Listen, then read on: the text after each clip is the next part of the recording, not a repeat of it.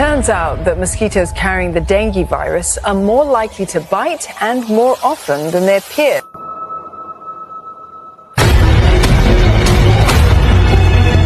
Dari 16 hingga 22 April, angka itu diaktifkan semula yang menyebabkan seorang maut.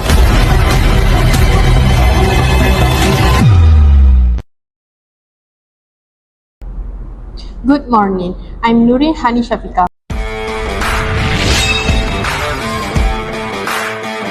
Welcome to our short documentary about one of the world's most common and dangerous viruses, the dengue virus. From all times until today, the dengue is still a serious problem. Stay with us to learn how it spreads, what signs to look for, and how we can stop it. Dengue has been around for a long time. The first case was written in a Chinese book in the year 265 AD. The symptoms were very similar to dengue today. In the 1700s, dengue started spreading to many countries. It happened mostly in the port cities, where ships bore people and mosquitoes from place to place. In 1906, scientists found out that mosquitoes carry dengue. 1 year later, they proved it was spread by Aedes mosquitoes, especially Aedes aegypti. Today, dengue spread very fast, especially in warm countries. Every year, over 390 million people get infected. Now that we have learned about the history of the dengue virus, let's take a closer look at what the virus actually is and how it affects the human body. To help us understand more, we have with us Dr. PUTERI, TIARA, a scientist who will explain how the dengue virus works and why it can be so dangerous. Over to you, Doctor. Hi guys, today I'm going to introduce you to what is dengue virus that has been spreading all over the country.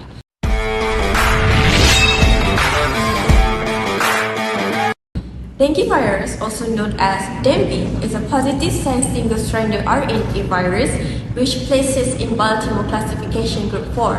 It belongs to the Flaviviridae family, the same family as Zika and yellow fever viruses. The virus is enveloped, which is it's surrounded by the lipid membrane and has spike-like protein on its surface. This envelope protein helps the virus to attach and enter whole cell. Dengue virus is mainly transmitted through the bite of infected female mosquito, especially Aedes aegypti and Aedes albopictus. Okay, so how this virus starts? The cycle begins when a mosquito bites a person already affected with the virus. The virus can replicate inside the mosquito, and during a later bite, the mosquito transfers the virus to a new human host. Dengue virus has 4 distinct serotypes, which is dengue 1, dengue 2, dengue 3, and dengue 4. Getting infected with one serotype provides lifelong immunity to that serotype, but not to others. That means a person can be infected by dengue up to 4 times in their lifetime. Secondary infection with a different serotype can increase the risk of developing severe dengue, a more dangerous and potentially fatal form of the disease. Now, let's move to the virus pathogenicity. Before that, I'm going to start with mechanism of infection. The virus enters the body through the skin when a person is bitten by an infected Aedes mosquito. From there, the virus infects Langerhans cell, which is the type of skin immune cell, which migrate to the lymph node, allowing the virus to spread and infect our white blood cell. Inside the cell, the virus replicates and disseminates throughout the body. As our body immune system responds, there will be a massive release of cytokine and interferon, which can lead to fever, muscle pain, and other symptoms. This intense response can also damage our blood vessel, causing plasma leakage, internal bleeding, and dehydration due to low blood count. In several cases, this condition may progress to 1. Dengue hemorrhagic fever, and 2. Dengue shock syndrome. Now that we understand how the dengue virus works, it's time to hear how it truly affects people in real life. Our reporter, AUNI, is with someone who has experienced dengue firsthand. Let's hear their story and learn more about the impact of this disease on human health.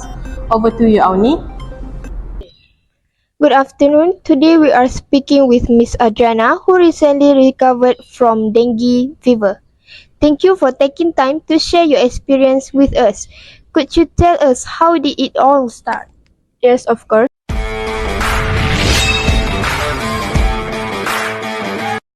It started with a high fever. I felt very tired, had a very bad headache and pain behind my eyes. My body and joints ached so much it was really hard to even get out of bed. That sounds very uncomfortable. Did you suspect it was dengue right away?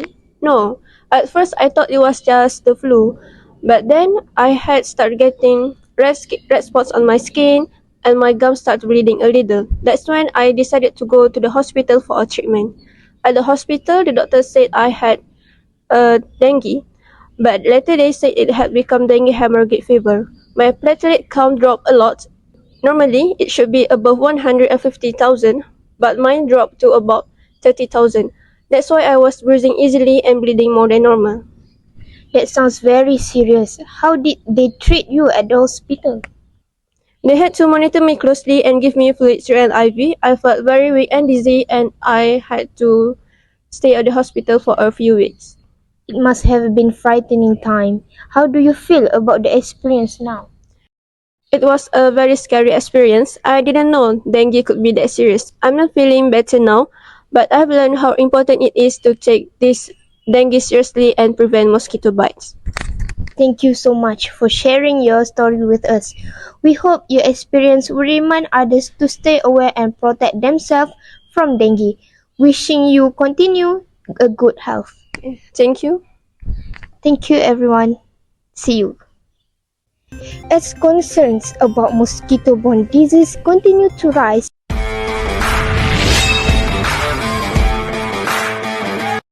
health authorities are stepping up efforts to fight back. Here's what the government is doing and what you need to know. First, vector control measures are in full swing. Fogging operations are being conducted in affected areas to kill adult mosquitoes. In addition, larviciding, the treatment of stagnant water to destroy mosquito larvae, is underway. Regular cleaning campaigns are also being launched to eliminate breeding grounds, urging communities to take proactive steps in their own neighborhood. Next, public awareness campaigns are playing a vital role. Through mass media outlets like television, radio, and social media, vital information is being spread across the nation. Schools and community centers are also part of the effort, hosting educational programs that teach prevention and early detection. And finally, medical readiness is a top priority. Hospitals have ramped up operations for potential dengue outbreaks, ensuring that resources and personnel are ready. The public is strongly advised if you experience symptoms like high fever, joint pain, or rashes, don't delay, seek medical help immediately. This comprehensive response shows how every level from household cleaning to hospital care is part of the defense against. Reporting live, this is ALIAH AUNI bringing you to the latest on our nation's health response. Stay safe, stay smart. Assalamualaikum, I am FIKRIYAH. That will be your reporter for today to reporting on how we all can stay safe and take action against dengue fever that has been serious illness spread by Aedes mosquito. Let's start with how to prevent ourselves from dengue. For you guys' information, dengue mosquito are active mostly during the day, and they are also attracted to dark colors. So, one of the simple way to protect yourself is by wearing bright colored clothes to not bring the attention of the mosquito. And not to forget to wear long sleeve shirt and long pants to reduce skin exposure that can be a risk of getting bitten by the mosquito. And when you want to go out, please apply mosquito repellent, especially on exposed area like your face and hand. This area can get bitten by a mosquito too. On top of that, it is super important to remove stagnant water you found around your house. Check the possible place that mosquito attracted with, such as old bucket, flower pot, unused container, or tire, because stagnant water is the perfect breeding ground for mosquito. Dump it out and keep those areas dry. Now, what if you already get bitten by Aedes mosquito and start showing symptoms of dengue? Things like high fever, joint pain, or rashes. Okay, here what you're supposed to do.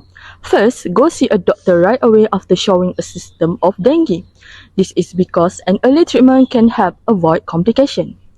Next, not to forget to drink plenty of fluid to make yourself stay hydrated, as it a key to recovery. Lastly, get plenty of rest and monitor your symptoms closely. If it gets worse, don't forget to seek for doctor and avoid self-medicating. Remember, dengue prevention is a shared responsibility. Let's protect ourselves, our family, and our community.